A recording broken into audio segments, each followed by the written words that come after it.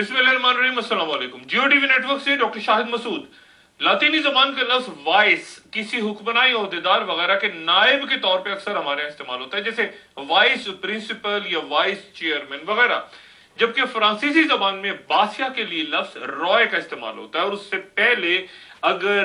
हम वाइस लगा दें तो 14वीं सदी की हस्पानवी सल्तनत के कई जेर तसल्लुत इलाकों पर राज के लिए भेजे जाते गवर्नर्स के लिए वाइस रॉय की इस्तेलाह इस्तेमाल होती रही। और जब 1858 में बरे सगीर में काम करती ईस्ट इंडिया कंपनी के तमाम तर इख्तियारात ताज बरतानिया ने संभाल लिए, तो फिर वहां गुजरी कई दिहाइयों से नामजद गवर्नर जनरल्स फिर वाइस रॉय भी कहलाए जाने लगे।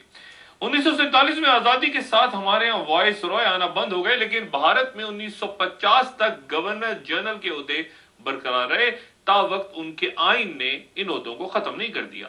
उनके पहले गवर्नर जनरल आखिरी वाइस रॉय यानी लॉर्ड माउंटबेटन ही थे, जो 1989 में आयरलैंड के साहिली शहर काउंटी स्लाइगो में दौरान तातीलात IRA के हमले में अपने कई अहले खाना के साथ मारे गए।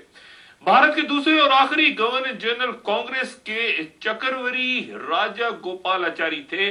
जबकि हमारे यहाँ 1947 से 1952 तक governor general Shah George session के और फिर 1956 तक मलका एलिजाबेथ के नुमाइंदों के तौर पर नामजद होते रहे। और ये बहस कुछ अजीब सी लगती है आज के कायदे आजम मोहम्मद अली जिन्ना, ख्वाजा नाजिमुद्दीन, गुलाम मोहम्मद और फिर सिकंदर मिर्जा तक की नामजदगी, चूंकि हम बतौर कौम भारत के बरक्स 1956 तक आइन बनाने में ही नाकाम रहे थे, इसलिए ताज बरतानिया से नामजदगी होती रही। हाँ, खुद मुख्तारी इस लिहाज से हमारे पास रही कि ये नामजदगी वजीर आजम पाकिस्तान के मशवरे से की जाती थी, और इन गवर्नर जनरल्स के बरसों में लियाकत अली खान, ख्वाजा नाजिमुद्दीन, मोहम्मद अली बोगरा, चौधरी मोहम्मद अली, हुसैन शहीद सोहरवर्दिया, चुंदरीकर और फिर 7 अक्टूबर 1958 को पहले मार्शल तक फिरोज खान नून वज़ीर आज़म रहे। इस दौरान 1956 में हमारे यहाँ सदर का ओहदा कायम किया गया, और गवर्नर जनरल सिकंदर मिर्जा हमारे पाकिस्तान के पहले सदर थे। जबकि मार्शल लगने के बाद 1958 से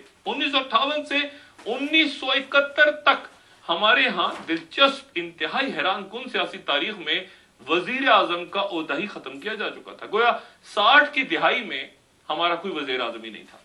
यूं तो अफगानिस्तान में फंसे कनाडा, बरतानिया, Sweden, Norway, Spain, France, Australia, Japan और इटली समेत 15 के लगभग ममालिक अपने खुसूसी नुमाइंदों के जरिए यहाँ सहराओं में सुई ढूंढने की कोशिश कर रहे हैं, लेकिन बिलाशुबा अगर वॉइस रॉय का खिताब, इस खिताब का हक किसी आला मर्तबा शख्सियत को हासिल हो सकता है, तो वो सिर्फ हमारे रिचर्ड हॉलब्रुक साहब हैं, जिनकी हमारे यहाँ एक तवील दौरे पे आमद, बेशुमार मुलाकातें, ज़ोहराने, ऐशाइये, तकारीब और गालिबन पहली बार वो कराची भी जा रहे हैं। और ये नुकता हम कि वहां रिचर्ड हॉलब्रुक नाज़िम कराची, मुस्तफा कमाल और गवर्नर सिंध डॉक्टर इशरतुल इबाद से भी मुलाकातें करेंगे।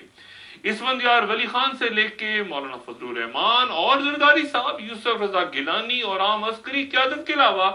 जमात इस्लामी से भी उनका राब्ता इस दौरान होगा। गोया वाज़े कि उनके मुल्क के सियासी कायदीन से राब्ते और मुलाकातें ये अंदिया भी दे रहे हैं कि दहशतगर्दी के खिलाफ जंग से हट के वो पाकिस्तानी सियासत के तेजी से बदलते खतोखाल और नई सियासी हकीकतों को ऐन तब समझने और उस पर अपनी सोच और फिक्र मुरतब करने का इरादा रखते हैं, जो हालिया अमरीकी अदारों के रायामा जायजों के अलावा खुद उन जमीनी हकाइक से भी जाहिर हो रहे हैं, जहां अगले कुछ अरसे में अहम अदालती फैसले बराह रास्त चंद अहम तरीन ओहदों पे बराजमान शख्सियात को -1 फार्मूलों की बहस की जद में पहले ही ला चुकी हैं। रिचर्ड हॉलब्रुक एन तब हमारे यहाँ उस सफारती महाज को वसी तर कर रहे हैं, जबकि अस्करी महाज पे उन्हें ठीक 4 रोज बाद अफगानिस्तान में उस सदारती इलेक्शंस का भी सामना है, जिसमें वोट डालने वालों के लिए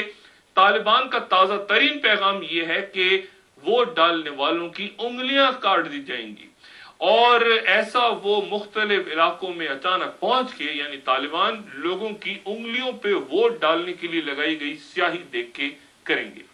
इंतहाई पुरतशद्दुद अफगानिस्तान में इससे पहले कुछ तज्जियाकारों का ख्याल था कि शायद तालिबान इंतखाबी अमल के दौरान आर्जी जंग बंदी का रास्ता अख्तियार करेंगे, लेकिन अब अरूज को छूते तशद्दुद के दौरान मुल्ला मोहम्मद उमर की जानिब से अफगान अवाम से इंतखाबी अमल से बाहर रहने की अपील के बाद ये भी मुमकिन है कि हामिद करजई 50% से कम वोट हासिल करके इंतखाबी अमल के अगले पेचीदा दौर तक पहुंचने पे मजबूर हो जाए।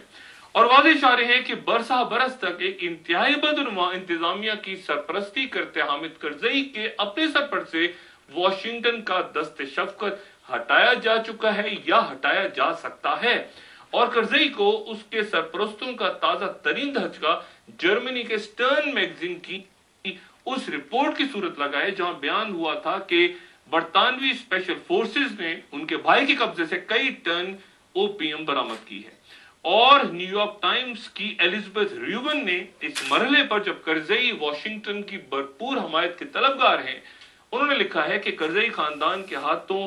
पे खून और मुनशियात के दाग हैं और तारीख जब इस दौर का तस्करा करेगी तो वो ये होगा कि सिर्फ और सिर्फ मगरिब की हमायत के बायस इस बदउनवान खानदान को अफगानों पे मुसल्लत किया गया। जनरल डेविड पेट्रियस के काउंटर इंसर्जेंसी मुशीर डेविड किलकरन ने वाशिंगटन के एक इंतहाई अहम थिंक टैंक यानी United states institute of peace में अपनी तकरीर, जो कि उन्होंने अफगानिस्तान के दौरे से वापसी भी की है, उसमें कहा है कि हामिद करजई ने उन्हें जनूबी वियतनाम के सदर नेगोदिन डैम की याद दिलाई, जिसे अमरीकियों की हमायत से होती फौजी बगावत में कैनेडी के दौर में 1963 में साइगोन में इक्तदार से अलग करके मार दिया गया था। यह हामिद करजई की वो ताजा तरीन सोच थी जो उन्होंने अमेरिकन एहलकार से बयान की और जिससे ये अंदाजा लगाना दुश्वार नहीं कि खुद हामिद करजई को शायद ये एहसास भी हो चला है कि उनके सर पर से अमेरिका का साया शायद हटाया जा रहा है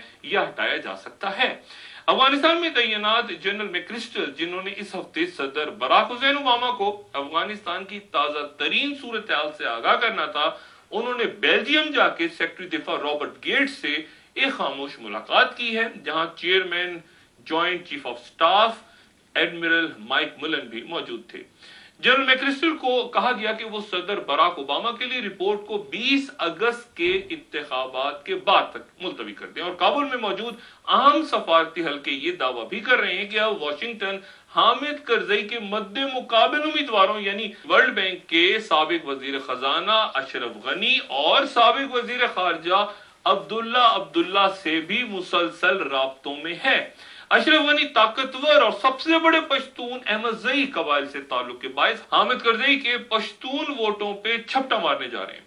अफगानिस्तान की 45% आबादी पश्तून है, जबकि अब्दुल्ला जो कि शुमाली इत्तेहाद से वाबस्ता रहने के बायस करजई के नायब सदारती उम्मीदवार जनरल कासिम फहीम को नुकसान पहुंचाने की सलाहियत रखते हैं। अमरीकियों का अंदाजा यह है कि अगर हामिद करजई दूसरे इंतखाबी मरहले तक पहुंचने पर मजबूर हो गए तो वो इस दौरान अब्दुल्ला को शायद इस कदर ताकतवर कर दें। कुछ अमरीकी तज्जियाकार या मुशीर ये कह रहे हैं कि आइंदा तख्ते काबुल फिर अब्दुल्ला को दिया जा सकता है। ये ज़हन में रहे कि 2002 और 2006 के दरमियान अब्दुल्ला एक इंतहाई मोहतात किरदार अदा करते तालिबान से भी बड़ी हद तक रवाबित इस्तवार कर चुके हैं और कुछ मगरबी तज्जियाकार यहां तक दावा करते हैं कि अब्दुल्ला ना सिर्फ वाशिंगटन बल्कि शायद पाकिस्तान के लिए भी हामिद करजई से ज्यादा नहीं तो उनके बराबर काबिल कबूल जरूर है। और जाहिर है जब वो पाकिस्तान का जिक्र कर रहे हैं तो इससे मुराद जरदारी साहब नहीं, जिनके वाशिंगटन से रवाबित का मुस्तकबिल भी 20 अगस्त के अफगान इंतखाबात से बड़ी हद तक जुड़ा है। एक इंतहाई पेचीदा सियासी सूरत हाल तब जन्म ले सकती है अगर हामिद करजई 50% वोट लेके कामयाबी का ऐलान कर दे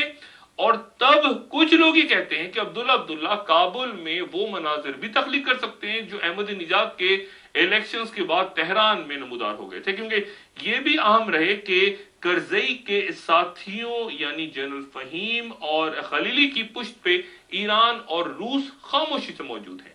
और ये तज्जिया फिलहाल दुश्वार कि क्या अमरीकी दबाव पर हामिद करजई अज खुद अगर हालात बदतर हो गए तो इस्तीफा देने पे आमादा हो जाएंगे। अमरीकी सदर ओबामा इन अफगान इलेक्शंस को जो 20 अगस्त को होने जा रहे हैं उन्हें इस साल का अहम तरीन मकसद करार दे रहे हैं और अब तक अगस्त में 18 अमरीकी फौजियों के मारे जाने के बाद जनरल मैक्रिस्टल 10 अगस्त के वॉल स्ट्रीट जर्नल में ये बात लिख चुके हैं कि अगले